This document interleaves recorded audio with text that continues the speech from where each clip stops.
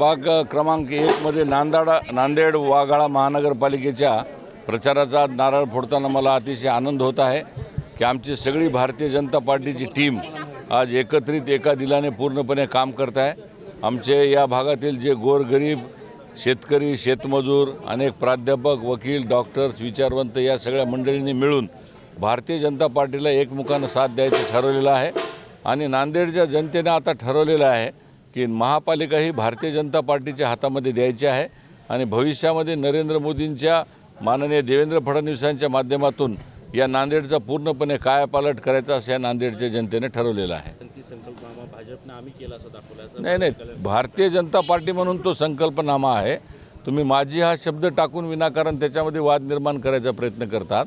तो भाजपचा, भारतीय जनता पार्टीचा संकल्पनामा आहे आणि त्याच्यामध्ये सरळ मोदीजींपासून ते देवेंद्रजींपर्यंत माननीय अशोकरावजी चव्हाण साहेबांपर्यंत सगळ्यांनी आपापल्या पद्धतीने जे काही कामं केलेले आहेत या नांदेड जिल्ह्यासाठी त्याचा संकल्प त्यांनी मांडलेला आहे। त्याच्यामध्ये ते बघा, आम्ही कोणी केलेल्या आरोपाकडे लक्ष देत नाही। आम्ही आमची रेष मोठी करतो आणि आमच्या रस्त्यानं आम्ही चालतो। कोण काय बोललं याच्याकडे आम्ही काही लक्ष देत नाही।